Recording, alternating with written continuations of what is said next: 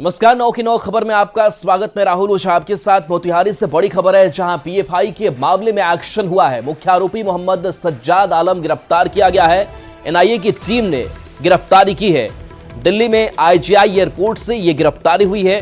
Dubai से भारत सज्जाद लौट रहा था।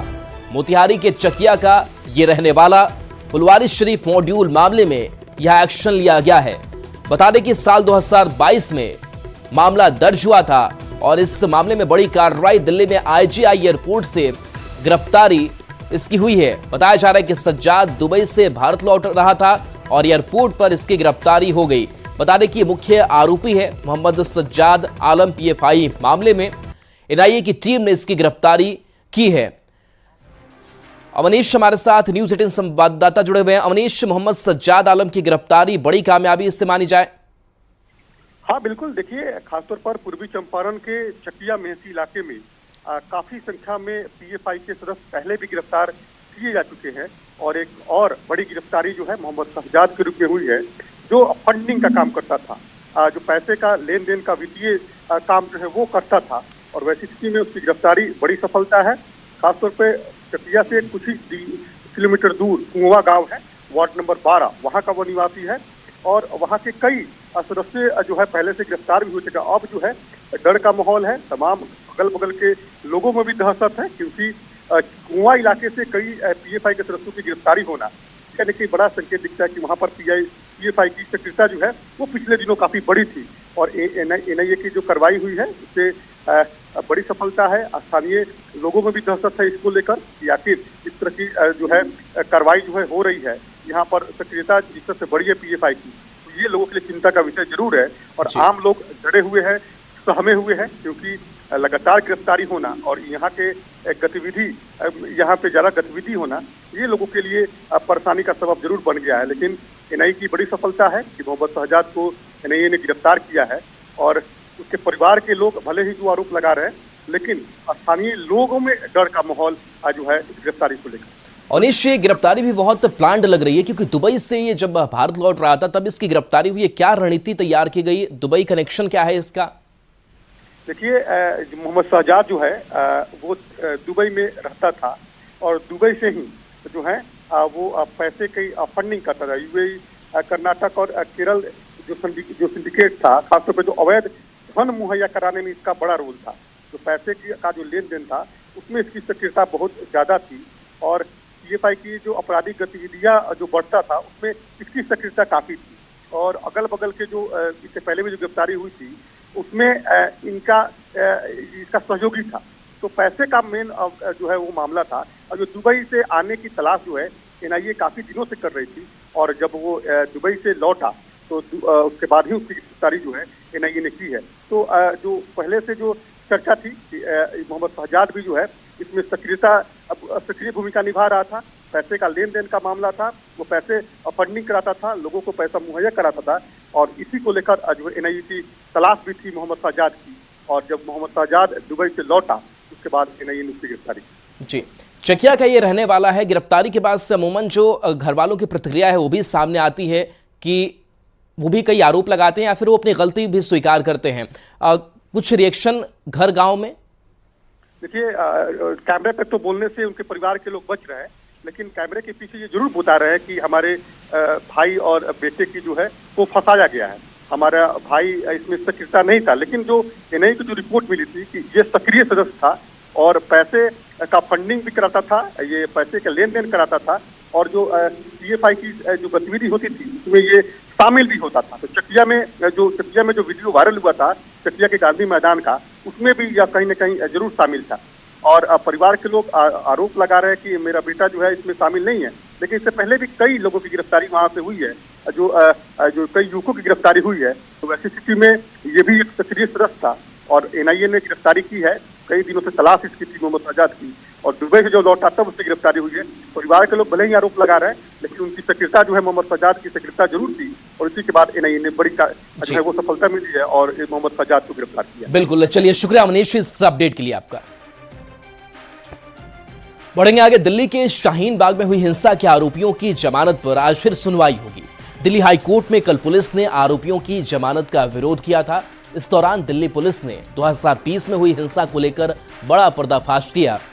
दिल्ली पुलिस ने हाईकोर्ट में जो दलील रखी उसके मुताबिक शाहीन बाग नानी दादी का प्रोटेस्ट नहीं था, बल्कि विरोध करने के लिए दूसरे इलाके से लोग बुलाए गए थे। इसके बाद साजिश के तहत विरोध की जगह तय हुई। दिल्ली पुलिस ने शर्जिल इमाम और उमर खालिद को हिंसा का मास्टरमाइंड बताया है, जो विरोध करने के लिए कई व्हाट्सएप ग्रुप से जुड़े थे। पुलिस ने व्हाट्सएप चैट को लेकर खुलासा करते हुए बताया कि व्हाट्सएप ग्रुप के जरिए आरोपी हिंसा, सड़क नाकेबंदी करने की योजना के बारे में जानकारी दे रहे थे।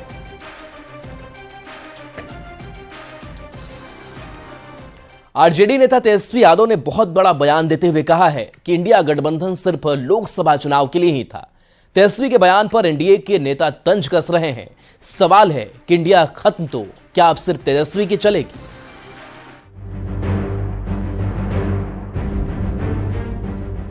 पहले से तय था इंडिया अलायंस जो है वो लोकसभा के लिए। माननीय तेजस्वी यादव जी, आप 3 में है कि 13 में है? कुछ दिनों पहले तक इस बात पर बहस चल रही थी कि INDIA गठबंधन को लीड कौन करेगा, राहुल गांधी या फिर ममता बनर्जी।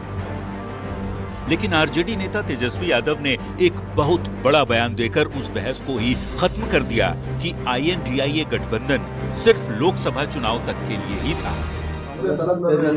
दिल्ली चुनाव में तो पहले से तय था इंडिया अलायंस जो है वो लोकसभा के लिए, और बिहार में जहां तक बात की जाए हम लोग तो शुरू से साथ थे। हम तेजस्वी के बयान ने कांग्रेस को असहज कर दिया है। तेजस्वी यादव ने एक बात तो स्पष्ट कर दिया कि बिहार में कांग्रेस पार्टी उनका पुराना साथी हो, जबकि बीजेपी और जेडीयू के नेता कांग्रेस और आरजेडी पर तंज कस रहे हैं। हम लोग तो शुरू से कहते आ रहे हैं, ये दरअसल स्वार्थी और महत्वाकांक्षी लोगों का गठबंधन था ये, जो कि टिकाऊ हो ही नहीं सकता। तो आपकी भूमिका तो कुछ है नहीं। आप तो एक जंग में हारे हुए खिलाड़ी है, जिसको 4 सीट पर जनता ने लॉक कर दिया हो, वो इंडिया स्तर की बात करे। दरअसल एनडीए या कहें कि बीजेपी से मुकाबले के लिए विपक्षी पार्टियों ने लोकसभा चुनाव के पहले इंडिया यानी INDIA नाम से गठबंधन तो बना लिया, लेकिन कई मौकों पर इनके बीच का मतभेद खुलकर सामने आया। अब जबकि दिल्ली विधानसभा के चुनाव में कांग्रेस और आम आदमी पार्टी आमने सामने है, तो फिर इंडी गठबंधन के अस्तित्व पर सवाल खड़ा हो गया है। न्यूज़ 18 के लिए पटना से शैलेंद्र कुमार के साथ ब्यूरो रिपोर्ट।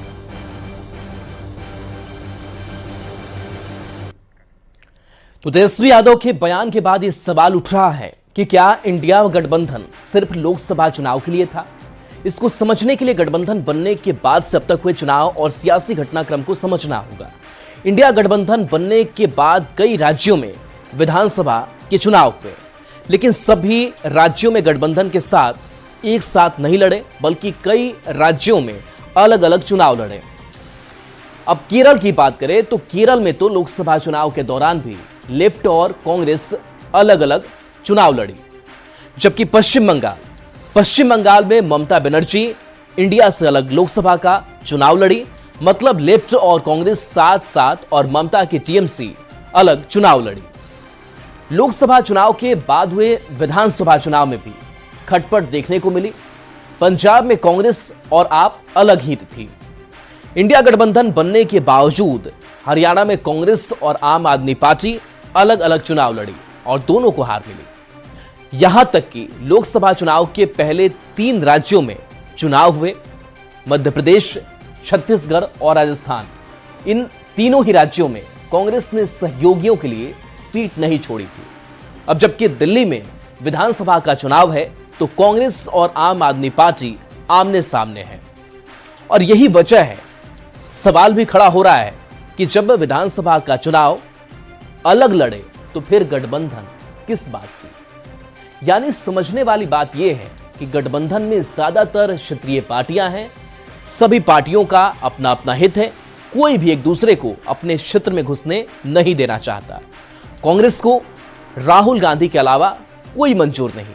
क्षेत्रीय नेताओं की अपनी महत्वाकांक्षा जग जाहिर है। ममता बनर्जी खुलकर अपनी इच्छा जता चुकी हैं।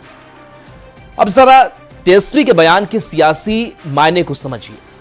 तो बिहार में इसी साल बिहार विधानसभा का चुनाव है। 2020 में आरजेडी कांग्रेस साथ साथ लड़े थे। 2025 में भी आरजेडी कांग्रेस और लेफ्ट के साथ साथ लड़ने की उम्मीद है। 2020 में कांग्रेस का स्ट्राइक रेट बहुत अच्छा नहीं था। 2020 में कांग्रेस का स्ट्राइक रेट महज 27.14% था। कांग्रेस 70 सीट पर चुनाव लड़कर महज 19 सीट जीत पाई थी, जबकि आरजेडी 144 सीट पर लड़ा और 75 सीट जीत गया। 2020 में आरजेडी का स्ट्राइक रेट 52.08% रहा। यानी कांग्रेस का प्रदर्शन बेहतर होता तो बिहार की राजनीतिक तस्वीर बदल जाती। कई मौकों पर आरजेडी के नेताओं ने कांग्रेस को जरूरत से ज्यादा सीट देने की बात कही। तेजस्वी यादव 2025 में 2020 वाली स्थिति नहीं चाहते। हो सकता है कि कांग्रेस पर अभी से दबाव बनाने के लिए तेजस्वी ने कह दिया कि इंडी अलायंस सिर्फ लोकसभा चुनाव तक ही था। तो देखिए, इस तरीके से अब जो अपने समीकरण है वो साधने की कोशिश की जा रही है। अपना अपना नफा नुकसान जो है वो भी देखा जा रहा है। सीटों के जो गणित है, जो फॉर्मूला है, उसको अपने दिमाग में अभी से ही चलाया जा रहा है कि अगर हम ज्यादा पार्टियों के साथ लड़ते हैं तो हो सकता है कि हमें सीटों के साथ कंप्रोमाइज करना पड़े और ऐसे में हमें नुकसान उठाना पड़े। तो अपनी अपनी जो विसंगतियां हैं उसको भी समझने की जो कोशिश है वो की जा रही है। और देखिए, इस बीच बड़ी खबर आंध्र प्रदेश से आ गई है, जहां आंध्र प्रदेश से जुड़ी बड़ी खबर। आंध्र प्रदेश के तिरुपति मंदिर में भगदड़ हो गई। भगदड़ में 6 लोग की मौत की खबर है, 2 घायल हैं। तिरुपति में टोकन लेने के दौरान भगदड़ मची। टोकन लेने के लिए करीब 4000 लोग जुटे थे। चंद्रबाबू नायडू ने हादसे पर दुख जताया है। घायलों से सीएम चंद्रबाबू नायडू मिलेंगे। दरअसल काउंटर के पास 4000 से ज्यादा श्रद्धालु कतार में खड़े थे। उसी वक्त श्रद्धालुओं को बैरागी पट्टिडा पार्क में कतार लगाने के लिए कहा गया। आगे जाने में होड़ मची, अफरा तफरी हुई। भागने के दौरान लोग एक दूसरे पर चढ़ गए, इससे लोगों का दम घुट गया। मल्लिका नाम की महिला की मौके पर ही मौत हो गई। आंध्र प्रदेश के सीएम चंद्रबाबू नायडू ने भी फोन पर अधिकारियों से स्थिति की जानकारी ली है।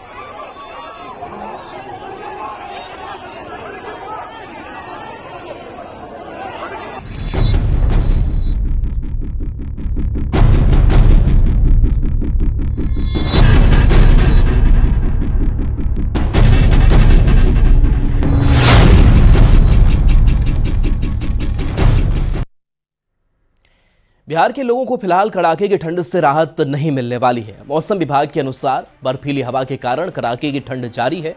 अधिकतम और न्यूनतम तापमान में कम अंतर होने के कारण कनकनी है।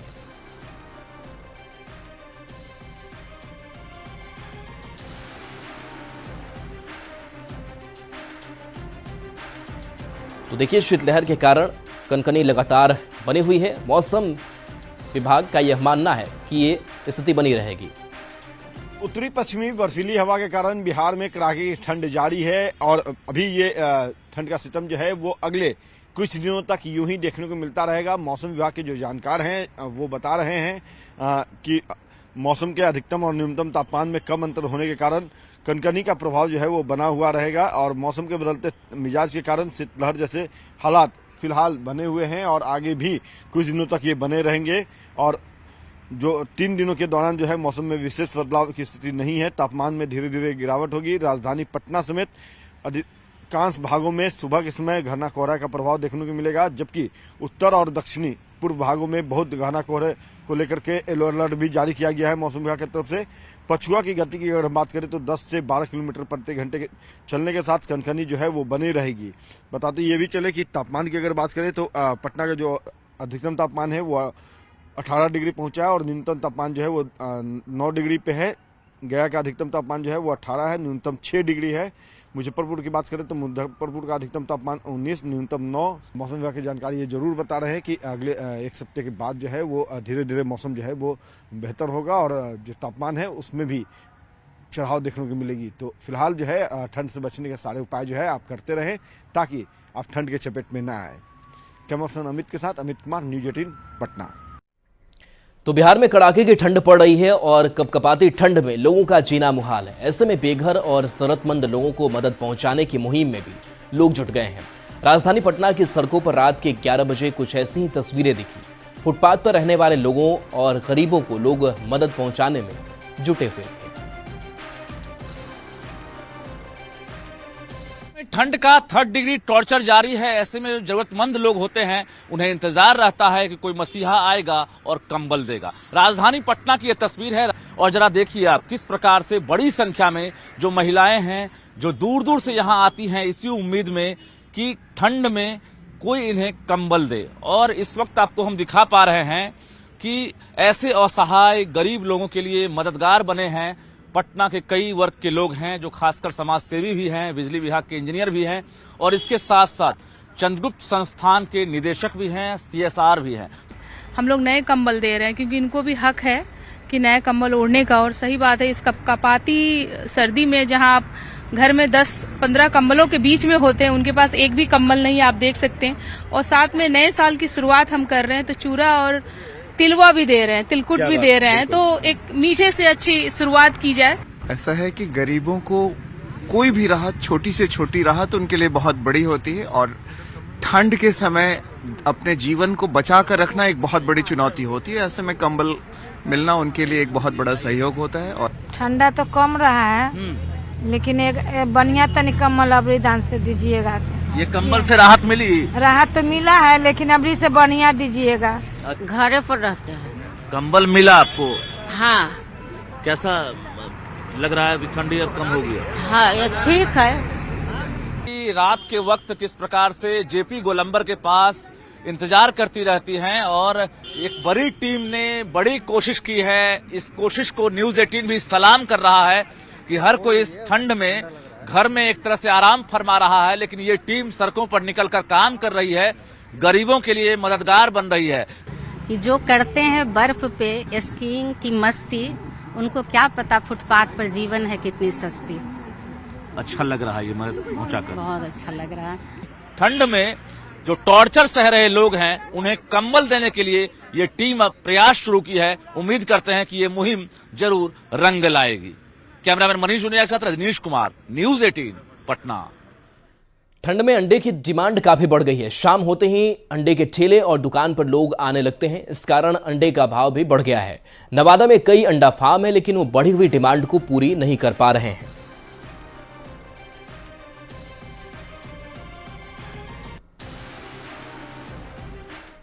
ठंड के आते ही इन दिनों लोग ठंड से बचने के कई उपाय ढूंढते हैं और उसमें से एक है अंडा का सेवन। और जो अभी जो स्थिति जो है वो अंडे का डिमांड जो है वो काफी बढ़ गया है और जिले में इस वक्त तकरीबन रोजाना लोग 30 लाख से अधिक अंडा का सेवन कर रहे हैं और इसकी डिमांड अभी इतनी है कि इसके जो लेयर फार्मिंग जो कर रहे हैं वो भी इसका डिमांड पूरा नहीं कर पा रहे हैं। और ठंड से बचने के लिए ये अंडा जो है अभी काफी कारगर साबित हो रहा है और इसका मांग जो है काफी बढ़ा हुआ है। अंडा में अंडा का डिमांड जो होता है वो काफी बढ़ जाता है और हम लोग वो डिमांड को पूरा नहीं कर पाते हैं। इसलिए अंडा ठंडा में खास करके बाहर के राज्य से, हरियाणा से, बंगाल से, हैदराबाद से ये सब अंडा आता है। डिमांड बढ़ गया है तो मतलब कठिनाई है। मतलब बाहर से अंडा अपने पूर्ति यहाँ होता है, बाहर से आता है अंडा, अगर नहीं आएगा तो यहाँ पूर्ति नहीं होगा। तो आपने सुना इन अंडा का जो लेयर फार्मिंग जो करते हैं उनका यह कहना है कि ठंड में इसकी डिमांड काफी बढ़ जाती है और बढ़े भी क्यों ना, क्योंकि गवर्नमेंट ही इसे प्रमोट करती है और कहा भी गया है कि संडे हो या मंडे रोज खाए अंडे। और इस सर्दी में तो इस अंडे का जो है वो भाव भी काफी बढ़ गया है और डिमांड भी काफी बढ़ गया है। तो ऐसे में ठंडा में को दूर भगाने के लिए यह अंडा जो है काफी कारगर साबित हो रहा है। अनिल विशाल, न्यूज 18 नवादा। मुंगेर में लगातार बढ़ रही ठंड के कारण लोगों का जीना मुहाल हो गया है। सुबह या शाम सर्द हवाओं से काम पर निकलने वाले लोग काफी परेशान हैं। हालांकि अब जिला प्रशासन ने लोगों की मदद के लिए जगह जगह अलाव की व्यवस्था करनी शुरू कर दी है।